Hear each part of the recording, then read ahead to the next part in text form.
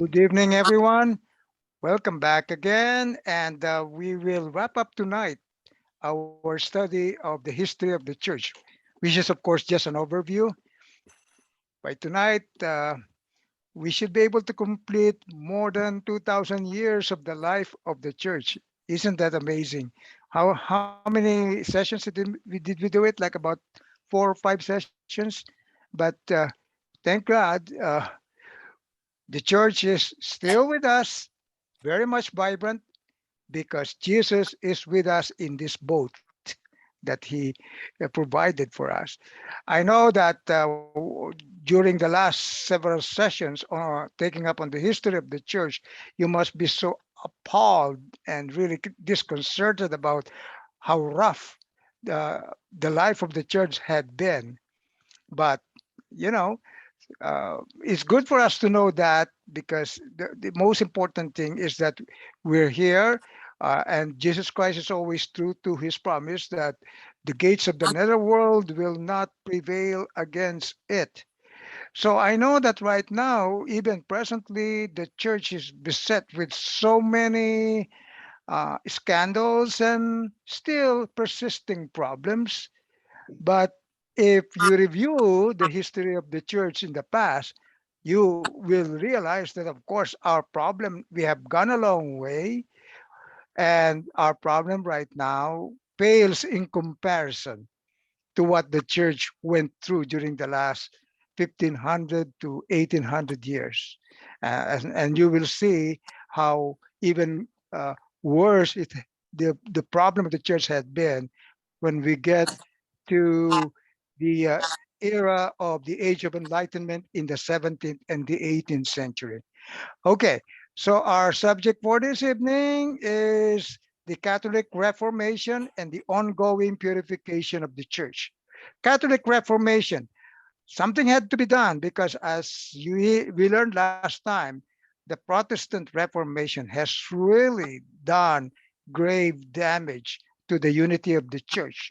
It did not just divide the church, but it splintered into several denominations. I think still multiplying like one denomination per week. I think the latest count is about 45,000 denominations. Well, I think this is one thing that we should really address when we go into the discussion of what of any lingering problems that we have in the church. Okay, so but there's one very positive result of the Protestant Reformation. It brought us to the realization that there was in fact a great need for reform and renewal of the church. And the church had to respond to the Protestant Reformation. But it took 30 years for the church to respond. Um, it responded with what we call the Council of Trent. The Council of Trent, let me see, was, okay, I'm trying to move this now. Oh gosh, here we are again. Sorry. All right. Um, we tried this. Okay, here we go. All right. Council of Trent was convened in 1545. So it took about 30 years for the church to address head on the problem of Protestant Reformation. This was called by Pope Paul the Third in 1545. Yeah. And it took them 18 years to fully address all the problems that was confronting the church up to that time. Uh, but what did it do? Did it change any teachings of the church? No, not at all. None of the teachings of the church were changed by the Council of Trent, because as we already know, public revelation will remain forever. It will never change because it came from God, and God is the same yesterday, today, and forever. So, what did the Council of Trent do? It really defined as clearly as possible all the doctrines of the church. And then it did everything to suppress all the abuses in the church. And it focused itself on the challenge Catholic doctrines. And one thing very important is that it developed a real seminary system for the clergy, for the proper training of the clergy, which they didn't have before that. Okay. So there's no fundamental changes in the teaching of the church, including the teaching of the church on indulgences. So people are always asking, do we still have indulgences in the church? Because I thought that was already abolished after the Protestant Reformation. The answer is no. It's still there, but it has been clarified. And as a matter of fact, we will have one specific session on indulgences for us to understand it ourselves. Okay, so it was able to restore discipline in the church, and they clarified everything for us. That's all that the Council of Trent did. Okay, and then of course in 1567 we have Pope Pius V. Now he has been canonized as a saint in 1567. He issued a decree invalidating all these scandalous indulgences that were issued during the time of prior to Protestant Reformation. Okay, so this is the decree. He permanently revokes, voids, invalidates, and annuls, and render profitless each and every indulgence, for the gaining of which an alms must be offered and contains in any way permission to make collections. So all of these indulgences that were uh, sold without authority, and even those that were gained because of their contribution to the building of the basilica, they were all invalidated by the church because it has been so tainted with corruption. Now, as we know, indulgences can still be issued, but the church cannot uh, issue a decree of indulgences in exchange for raising funds. So any raising funds will not be part of the intention of the Pope in the issuance of indulgences. Indulgences will never be able to be used ever again for raising funds for the church. If it does, it's not valid according to this decree. So that's a great development in improving the problem of the church at that time. And thank God, as always, there had always been people behind from the very beginning of the church who are so saintly. Whatever the church went through, there would always be saintly people raised by the church. Of course, we have Francis Xavier, we have Therese of Avila, John of the Cross, Ignatius of Loyola, the founder of the Jesuit order. All of these people came to the fore in order to bring about the purification of the church. So the church was able to recover quite a bit until the next episode in the 17th and the 18th century. What happened? This is what we call the Age of Enlightenment. Um, People have increased their knowledge in science, technology, and philosophy. So much so that they have become very proud about their achievement in this field.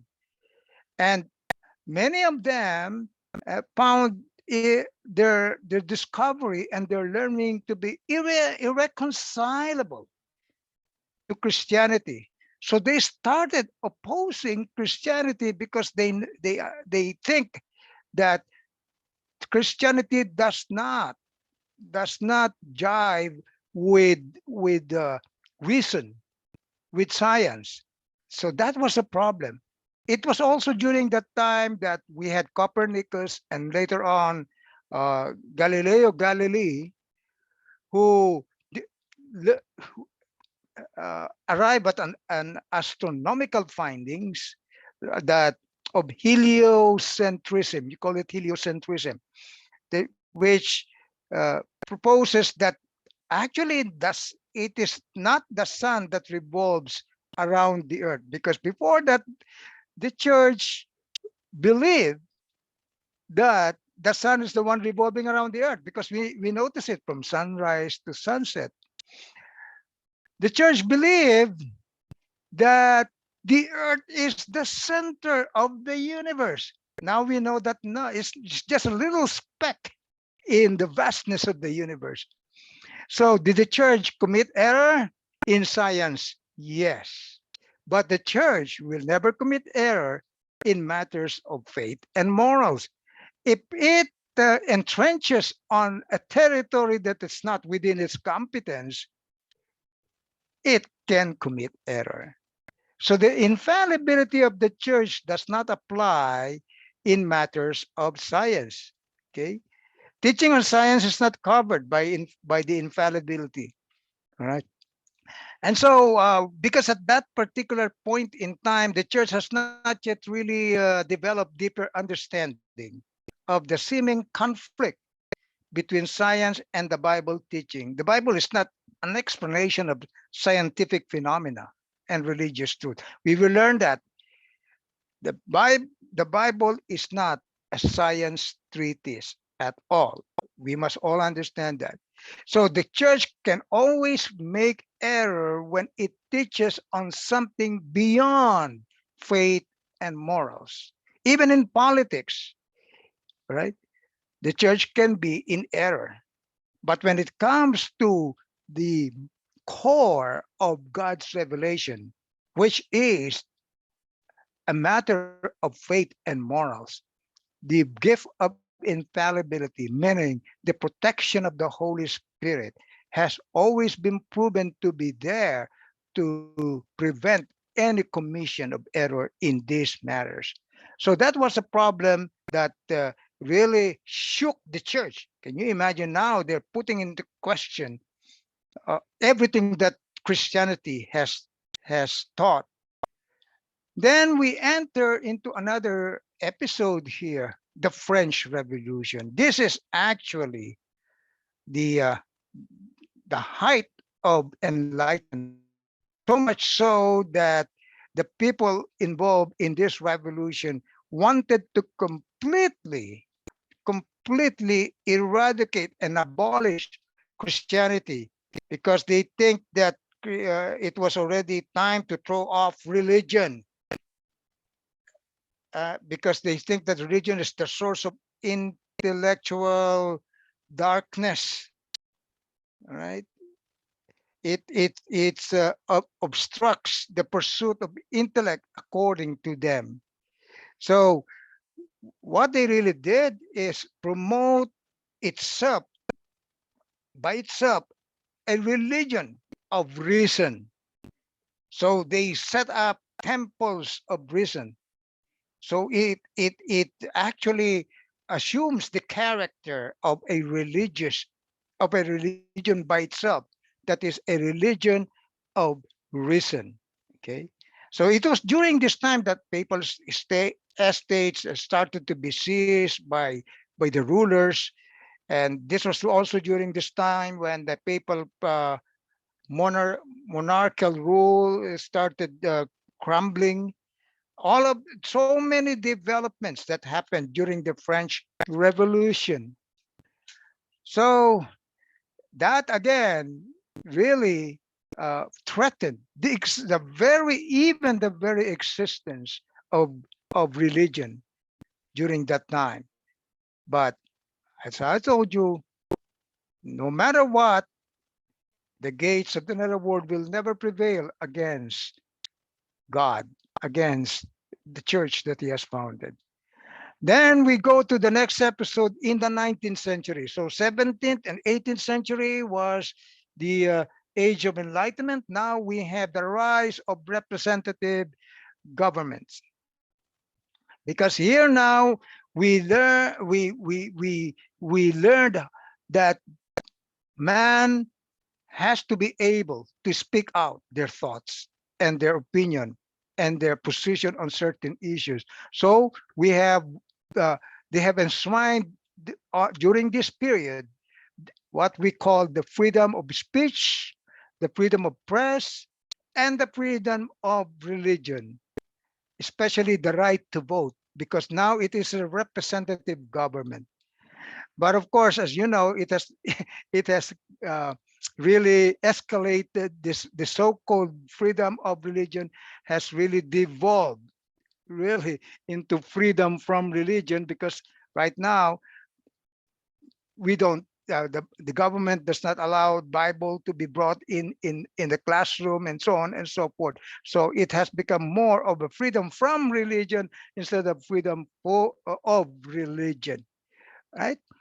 So it was also during this time that we have what we call the end of monarchy. As you know, prevalent at that period of time in world history is the totalitarianism. Okay, we have kings, we have monarchs, and now during this time, monarchy is being the system of monarchy is being eroded little by little. And one thing good that really happened is that finally there is now a separation of the church and the state. So it's the end of the union of the church and the state.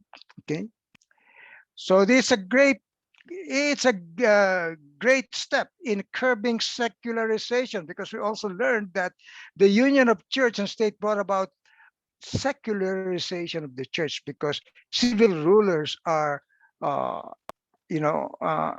encroaching on the function of the religious rulers because of that unity that they have.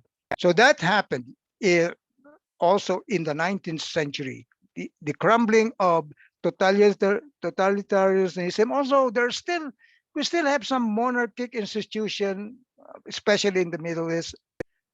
And as you know, in England, the monarchy there is just ceremonial.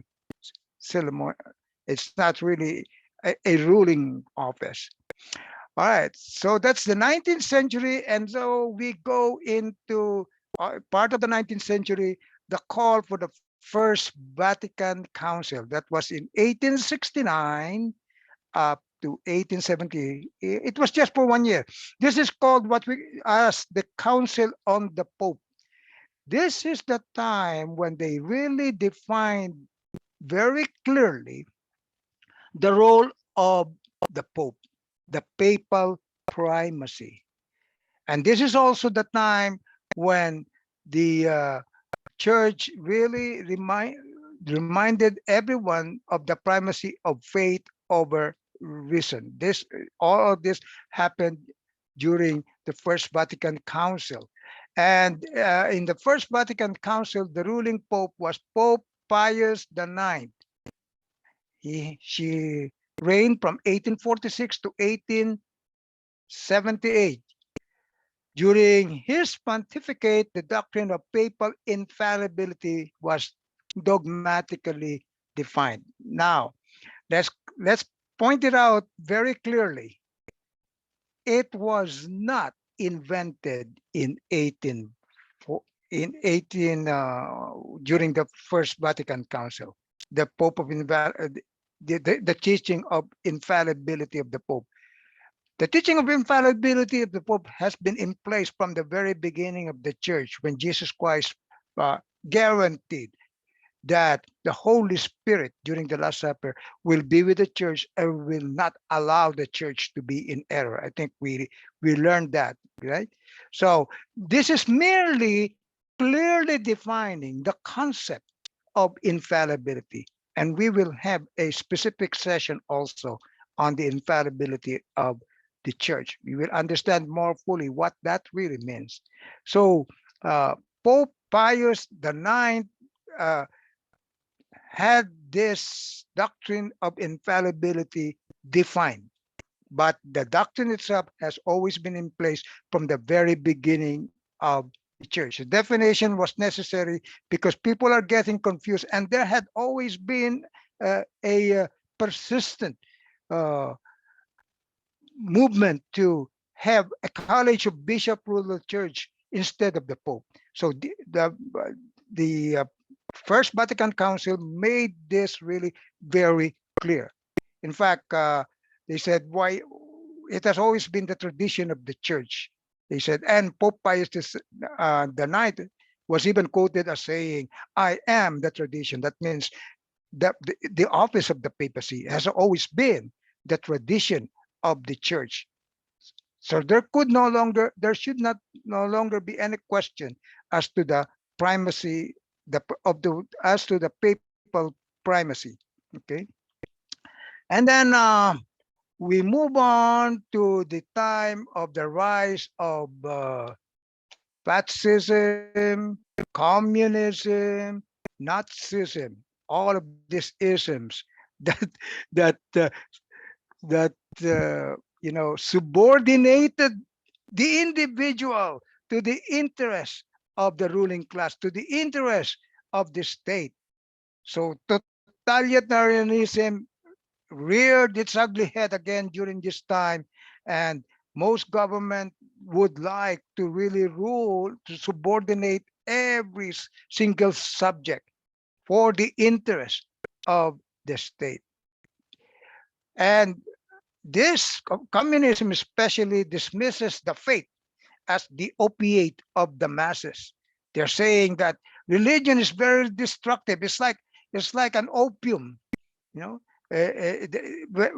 You are able to suppress and abuse the the poor section of the community with the promise that despite their poverty, they will be okay because they have their religion to turn to. That's how they promoted communism. Okay, but it actually promoted atheism. This rise of these isms that we're talking about actually happened during the reign of Pope Leo the Third. This is also the age of the industrial barons like Rockefellers.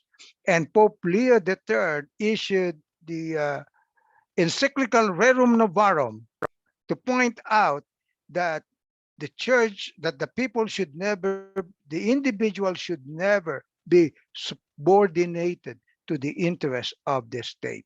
So the church was really doing everything it could to make the point that indeed the individual rights of people must always be respected and must be above the interest of any institution. Its freedom must always be respected. Okay. Now the next episode would be sometime around now. We enter into the 20th century. 1903 to 1914 was the reign of Saint Pius X, one of those popes that had been proclaimed saints. Okay. By the way, you will note that more than a majority of the popes have been canonized as saints. They have really served well the church, right? So Pope Pius X vigorously opposed any form of atheism, and he was the one who codified the church laws into a code of canon law. So now we have in the church the canon lawyers that really study very fully how the church regulate the church, how they could regulate the church so that people will fall in line and will learn and appreciate more fully their submission to the authority of the church. So he opposed all forms of atheism. He wrote a lot of books on that, but it was not put into an encyclical anyway. But he was the one responsible for the code of canon law. Okay. Now The First World War happened in 1914 and lasted for 4 years up to 1918. During the First World War, the Pope was Pope Benedict the 15th. He reigned from 1914 to 1922, right? All throughout the time of the First World War. But his pontificate was largely overshadowed, of course, by the war because it's worldwide. Okay, and all he did, but what he did is strove as much as he could to maintain the strict neutrality of the church and to reconcile the warring parties. In wars, the church would hardly take any position because it denounces war. So Pope Benedict the 15th was really all about stopping the war as much as possible and getting all the warring parties to get together. So, but of course, he did not succeed. All right, it raged on for 4 years, 1914 to 1918, and then came Pope Pius the 11th. Okay, that's from 1922 to 1937. You will note that he was the one who established the Feast of Christ the King. I'll tell more about that in a while. Okay, but he really condemned communism, categorically and vigorously condemned communism. Pope Pius the 11th, and it was during this time that actually all the real estates of the church, practically a large chunk of Italy, was seized by Mussolini. Okay, and he was about to take over all the properties of the church until he had to enter with he didn't have any choice really. He had to enter into a very infamous treaty you call the the Lateran Treaty in 1929. What happened during this uh, time when he entered into this treaty? Mussolini recognized the state of it. I mean, the Pope recognized the state of Italy. Okay, it was seized by Mussolini, the whole of Italy, with Rome as the capital. Yes, the Vatican City is in Rome, but it's within the jurisdiction of the state of Italy under Mussolini. Okay, Italy or Mussolini in turn recognized papal sovereignty over the Vatican City. And I think you're all aware that Vatican City is not big at all. It consists only of 109 acres, but it has been recognized as a sovereign independent state. It functions as a state despite the fact that it is too small. 109 acres all in all. Up to now, it is a state.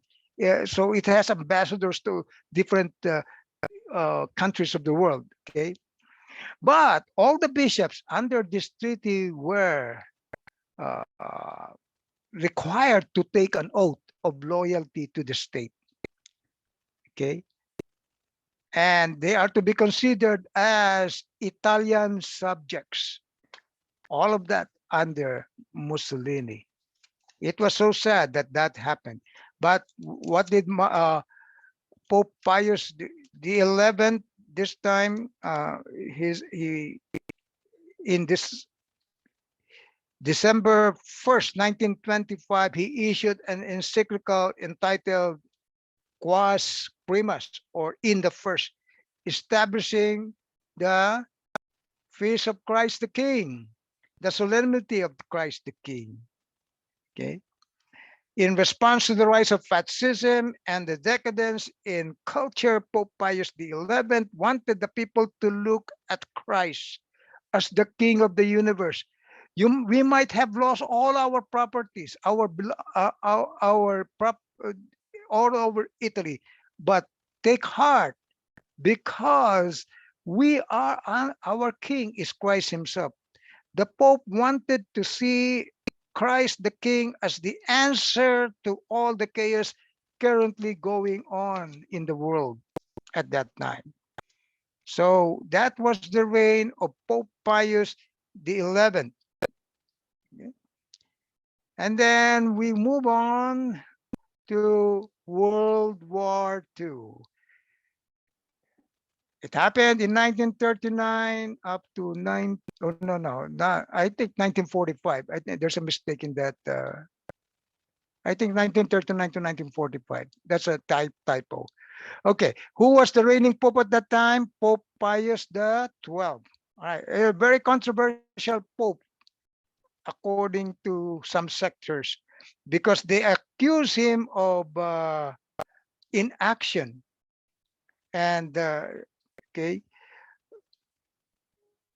not make uh, not doing anything in order to stem the rise of different powers at that time during the Second World War. But what could he do? He didn't have an army, unlike before. The you know the church had an army by itself that was being supported by other states. He did not have any army. He would only invite more condemnation and reprisal on the especially the Jews. So what did he do during that time? He provided relief and refuge to about 300,000 Jews, hiding them and feeding them daily. So after the war, however, he immediately excommunicated all Catholics belonging to Communist Party. So he did something. And Israel, after in 19, when it became a state sometime in 1948, recognized what Pope Pius XII did. He's a great saint. They recognized him and he was given an award of recognition for what he has done for the Jews. Were it not for him, 400,000 Jews more would have been killed. Okay. All right. So that was during the time of Pope Pius XII. And now we enter into the Second Vatican Council. Right?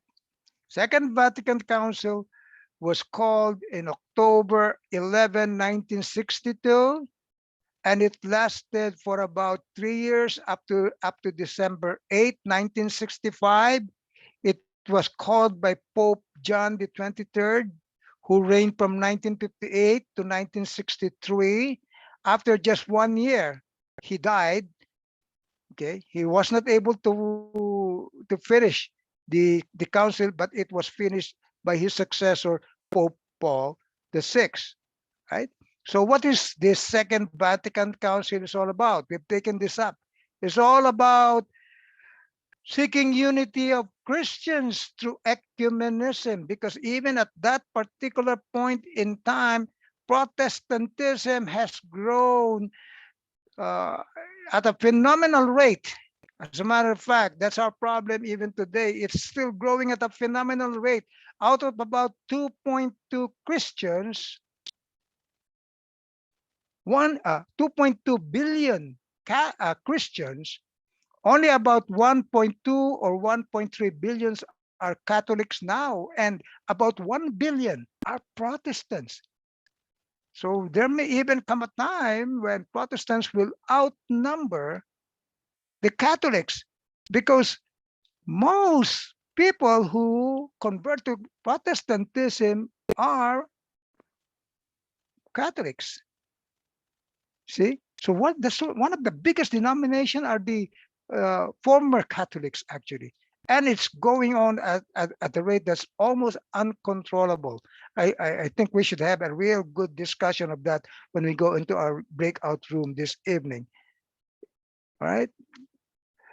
So Pope Paul VI completed the Second Vatican Council. He reigned from 1963 up to 1978, quite a long reign. And during that time, it was during that time that he noticed so many irresponsible experimentation because of the Second Vatican Council. The Second Vatican Council was widely misunderstood. They thought that the Second Vatican Council was now has to accommodate the doctrines to all modern thoughts and ways. They think so. He condemned modernism. You call that modernism when you try to uh, adjust the teaching of the church to the modern thoughts and ways. So genuine movements of renewal existed alongside irresponsible experimentation. Some Catholics interpreted the council in very distorted ways, and many priests and religious even abandoned their vocations. They first they were allowed to shed their habits, and now we at least now we have the collar. I think there was even a time then they could just dress casually right after the Vatican II. So many of them abandoned their vocations because they thought that discipline was loosened, and that their contact with the modern world was being encouraged. But Pope Paul VI really launched a tirade against modernism. He referred to modernism as the synthesis of all heresies because it slowly but surely erodes the beliefs in all the essential doctrines of the faith by attacking the very foundations of faith in general and the Catholicism in particular. Okay? So this is modernism came about to accommodate Catholic doctrines to modern ways of thought. And Pope Paul VI did everything he could to stem the tide towards modernism. Right. So we go to the next one. Who succeeded Pope Paul VI? The great Pope John Paul II. So we now call Pope John Paul, actually, he is now canonized saint. He is the Pope John Paul. They refer to him as Pope John Paul the Great. Pope John Paul the Great. All right. He reigned from 1978 up to 2005. Okay. He succeeded Pope John Paul I. Pope John Paul I was the first one who succeeded Pope Paul VI, but he died only 33 days after, right? You remember that? After his election, 33 days after, he he just died and he was just found dead on his bed. Now, what is the earmark of his reign of Pope John Paul II? His call for purification. He called for admission of error, and he begged forgiveness on behalf of the church for all the mistakes that was committed by the church. Right? He said that the church cannot cross the threshold of the new millennium. That is the millennium of the 21st century, without encouraging her children to purify themselves through repentance of past errors. This sins of the past still burdens us. Here's a quotation from him. It is necessary to make amends for them. And so he even begged forgiveness for the religious wars waged by the church. We learn about that, the Crusades. He asked for forgiveness for the errors of the way the Crusades were conducted. Okay, the Inquisition, of course. He asked for forgiveness for that. The condemnation of Galileo. By the way, Galileo was convicted as a heretic by the church. He was tried, convicted as a heretic, and for Galileo to avoid the penalty at that time was death. For him to avoid uh, the death penalty, he recanted his teaching about heliocentrism. But it's not just heliocentrism that he promoted. He had promoted what we call atomism, or atomism, the atoms, that everything came about by the alignment of different atoms, and so all other things. So he has practically questioned the very core of the theory of creation. It's like everything is just a, an action of the different elements and atoms especially, and the cells of the biological beings. But so he was really convicted of heresy. He was supposed to be put on, he was supposed to be meted out death penalty. He avoided that by admitting his error. But after that, he was just under house arrest because there are so many things floating around that he was really that he was cruelly treated, imprisoned, and all that thing. No, what they did with Galileo is simply put him under house arrest for the rest of his life. Okay, but Pope John Paul II asked for forgiveness for that, and during his reign, he traveled all around the world. He has accumulated miles and miles of travel, more than all the popes combined, and his one of his biggest fan is Reverend Billy Graham himself. In a tribute to Pope John Paul II, published in Life magazine, he wrote this as the following forward on the Life magazine about Pope John Paul II.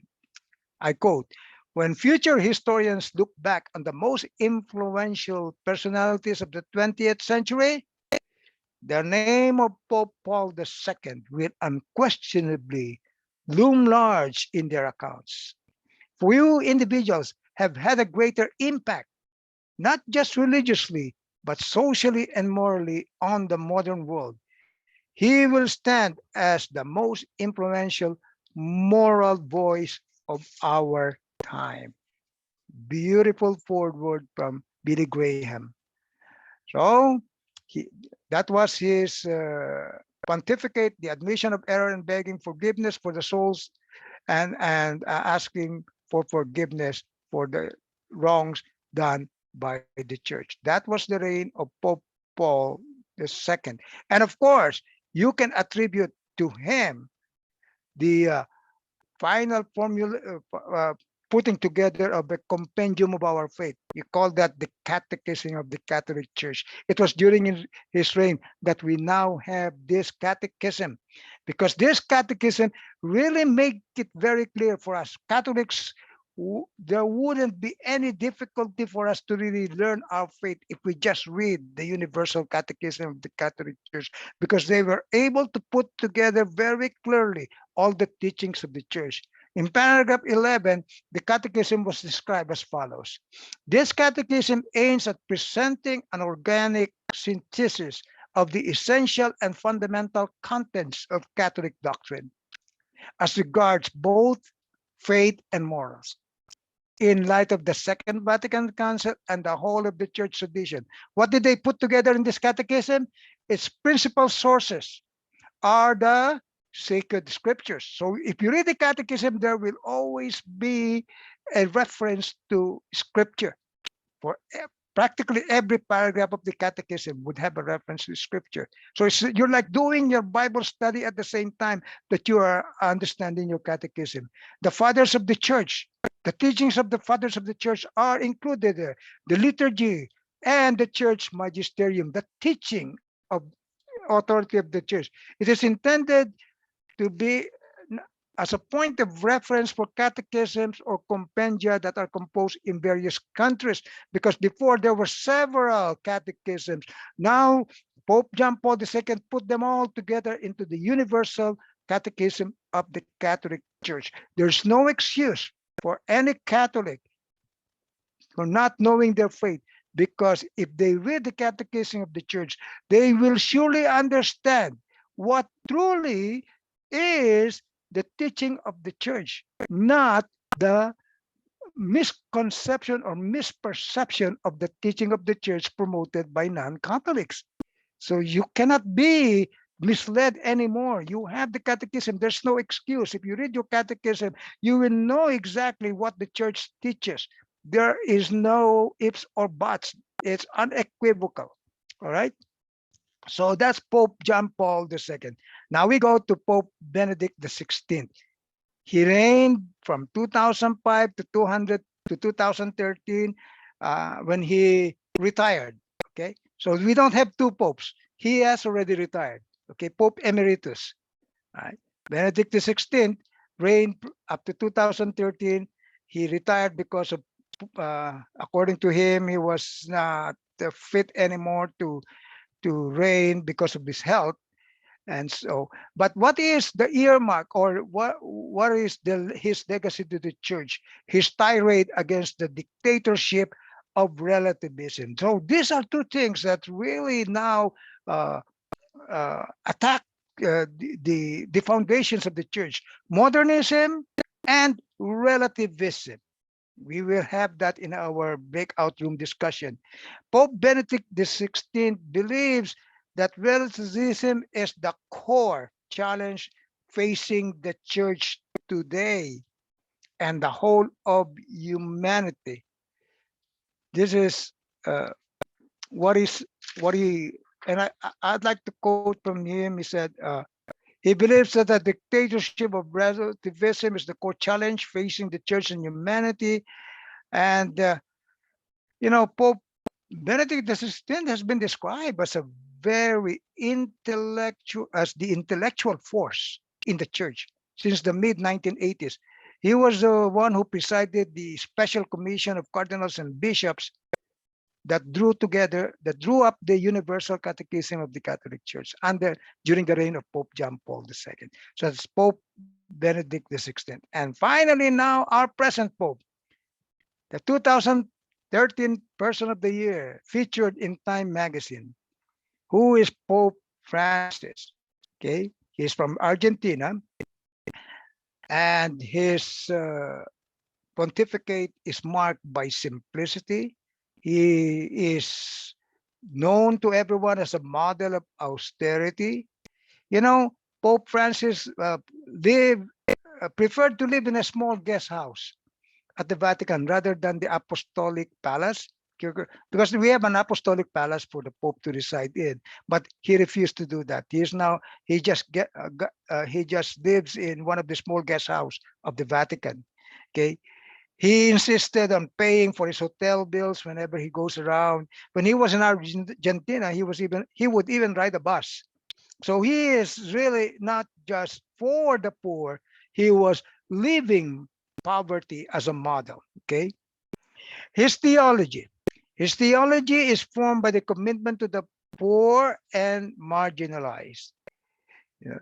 So, in order to give an example for that, for his concern for the poor, he would sell whenever he gets gifts from people, he would sell them and give the proceeds to the poor. Okay, what is the central theme of his papacy? A welcoming church. This is what he said: I prefer a church that is bruised, hurting, and dirty because it has been out on the streets, rather than a church which is unhealthy from being confined and from clinging to its own security. In other words, saying, go out. That's our mission. Go out into the world. Don't confine yourself in your own security. Reach out to the poor. Okay. But and he is known for being a very compassionate person. But of course, that's not mistake. That's not mistake compassion. Compassion doesn't mean that you just let people do what they want to do. No, compassion is really doling out the truth of the church in in a loving tone. In a loving tone, he delivers the truth in a package of love and wrap it by the component of uh, you know uh, component of compassion and love, really. Okay, who was unwilling to pass moral judgment. I think we learned this also. Judgment is of God alone. That's why when he asked, what do you think of the gay person, this is what he said: if a person is gay and seeks God and has goodwill, who am I to judge? He's not saying that it's okay. It's okay for the for the homosexual to do their thing, but he say I cannot judge them if they, especially if they're seeking God and they're goodwill. Who am I to judge? Who are we to judge? None of us can judge. Okay, judgment is of God alone. Okay, All right. And his latest encyclical, I think, is Fratelli Tutti, or the fraternal and social friendship of the church to the whole world. That is issued in October 3, 2020. All right. So Pope Francis is has a very compassionate pontificate. So now we have wrapped up the history of the church. And what did we learn? We learned that one thing is really great, that the church will survive always despite the wrongdoings of many church people. Of it will survive its churchmen. And the analogy that I always say is that, the truth of the church is like a solid bar of gold, pure bar of gold. All right. Now, this pure bar of gold passes through the hands of different churchmen. Some hands are really dirty hands, but you know that a pure bar of gold can never be tarnished by any dirty hand for that matter, because the pure bar of gold is God's revelation, and it will always be with us all throughout the life of the church. Okay? So thank you. We get to the end of our history